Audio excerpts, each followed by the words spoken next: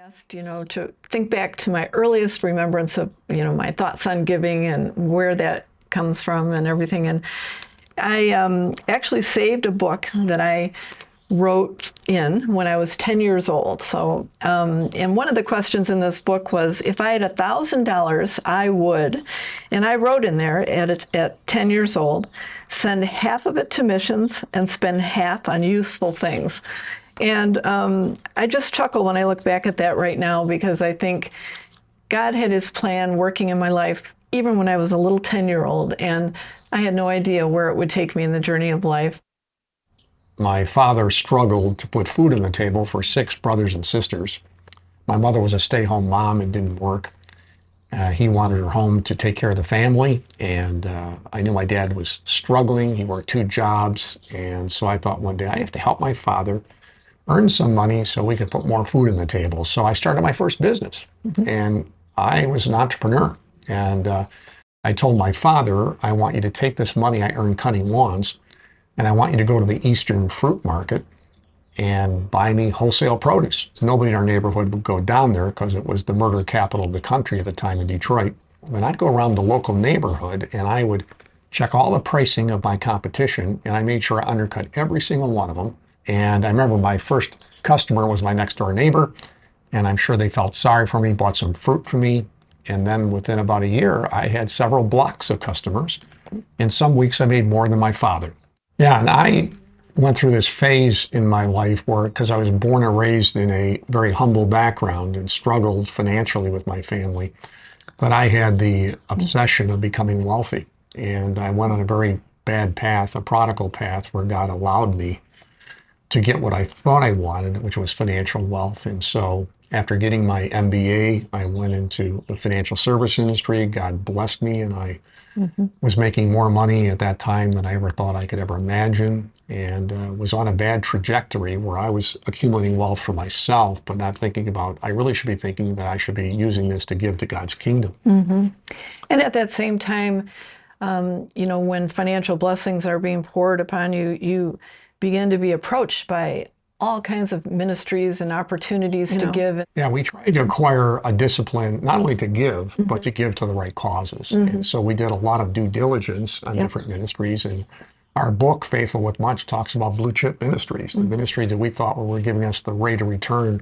for God's kingdom that we wanted, as we became not only givers, but efficient givers to give to the right causes. And again, we had to dig deep and find out what our passion was. And we've discovered that our passion is evangelism. And we, kind of narrow our giving to ministries or organizations that are really good at evangelizing and sharing the gospel. And I remember when we formed our foundation, we were giving to numerous ministries, and then we decided, we really need to zone in on the ones that are really performing at the level we want. And so we came up with like the top 10. The blue chip thing. The blue chip ministries. And of course, we've added on to that. And God's blessed us to not only have the resources to give to these causes, but to be good stewards as to where to give, not only how much to give. And then the area of really transformation was when I had a moment in my life I call my heart transplant, where I believe God was telling me that I want you to give to me joyfully and passionately, but I don't need your money. I already own it. Psalm 24:1 says, all is mine. And once I recognized that everything I had under my jurisdiction was really the Lord's, that we're here just as stewards for a short period of time called lifespan, to really steward the resources and give it to his kingdom, empower his kingdom. Yeah, we went to a conference, and it was kind of a conference for Christian givers, I guess. We kind of kicked and bucked, and we really didn't want to go because we thought, well, what is this going to be? A bunch of Christians who like to give and all patting each other on the back, and we were like, we don't want to go. But a friend of ours kind of pushed us along the path and said, no, go, you got to go. So we went, and we're in the third row, Carin and the speaker gets up on stage, and we'd love to give that person credit, but it's been so long we can't even remember who it was. And he was in front of a crowd of at least a couple hundred, what you'd call probably affluent business people. And he said, I'm not one of you. I don't have wealth, but I'd like to challenge you. I'd like you to go back to your business when you get back home after the event I'd like you to walk into your conference room, because you probably have one, and close the door. And before you open the door, put all your earthly assets on the table, then open the door and invite Jesus in and say, Lord and Savior, Master, it's all yours. And I don't know about you, but that hit me between the eyes. That was a we were both kind of like, whoa, but we didn't say anything to each other. Say each other, didn't we? Just kind of went home. And then what happened is, Carin and I were both on our own separate tangent, really talking to God. And I wrestled with that, thought, wow, I mean, Lord, aren't you happy with what I'm already doing? I'm giving you the tithe. And I felt, well, maybe Lord's telling me to step it up. And so I tried to impress God, which is a foolish thing to do. And in my negotiations, I said, well, Lord, why don't I double it? And of course, I did get a yes answer in that. And I thought, wow, the Lord's thinking a lot bigger, and I'm not getting comfortable. He's probably thinking of a third, and that's really not likely. And as it went on, when I got to 50-50, I thought that's kind of ridiculous. And then when I got note of that, I thought, oh my goodness, he's going to flip the tithe on me and only give the 90. And then he revealed to me that you really have nothing to give me. I already own it. And just, I want you not to give me out of reluctance, but give it to me out of joy and passion. And just steward what I give you the opportunity to give. And really, giving is an opportunity. We think of the earthly balance sheet. We should be thinking of the eternal balance sheet.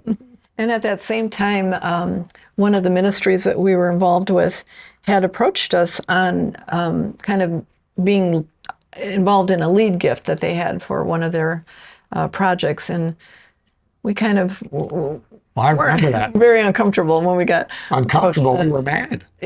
We were. It was like, you got to be, come on. I said to Carin, you got to be kidding me. Do you know what they just asked for? Yeah. It's like outrageous. Yeah. And then we started thinking, well, maybe God's speaking to us through him. Then we started really thinking about it. And then we decided, okay, we're not just going to do it. We want this ministry leader to give us a complete perspective on where it's going. Yeah. And he did. He came back with 100-page prospectus breaking down everything. And after we saw that, we thought, it seems like he met our requirement, and we made that gift. Yeah. And, it was a little reluctant. But you know what? It's incredible. After making that gift, what God has done after that was just incredible. Yeah. It's really, in Malachi, it talks about that where, if you test the Lord, and of course, none of us want to test the Lord, but he says it. Remember, I didn't say it. He says, test me, and I will open up the floodgates and bless you abundantly. And we can think of not only our particular situation, but we have hundreds of relationships that when the person has stepped out of the box of just comfortable giving and went into the area of maybe a little bit strenuous giving, then guess what? It doesn't become strenuous at all. It becomes just a blast. And it becomes joyous, and then it becomes passion. Yeah, and as far as giving, we're talking a lot about just financial giving right now, but you've got to carry it further, since our heartbeat is all about evangelism. Tony's very, very good about, sharing the gospel with anybody, whether it be, and I'm a little bit more reserved, but we've kind of operated with a tag team lately, or working on it, where I might find somebody that I feel is open, and I just kind of give him a nudge, and we go at it. We just had a situation the other day. We had a young man come to our home, and he was servicing our air conditioners, and just a gentle spirit, and I really didn't know where he stood in his faith at all, but it just seemed he was just a very open young man. And so anyway, Tony came home from work, and I said, was it I call her my prospecting. She finds people for me to go to, and I have no reluctance. I'm one of those people. Go tell them about Jesus. Okay, I'm gone. And so I went up to the young man, and I got to know him a little bit, asked his name. He was 25, and he was very interested in how we became so successful, because he saw our surroundings, and he thought we did very well. And he said, how did you do it? And I was able to share my faith a little bit. And what was really amazing is he accepted Christ right in the spot, which is very rare. You get to see the actual conversion. But sometimes it's seed planting only, but it was like, are you ready to accept Jesus? He goes, yeah, I'm ready. And so we did the sinner's prayer right there and accepted Christ. So, we got to remember that financial giving is only a small part of evangelism. It's You really, can't neglect the other part of it where, your talents or your, using your talents as well, not just your financial talents, but your, it's the Great Commission. yeah. But at the flip side, it's also, if you're doing a lot of things that don't require financial, doesn't mean you're off the hook on the financial side. Right. Because, my great hero in the Bible is the widow. And the widow who really gave out of total need, and where we give out of abundance, which is really very easy.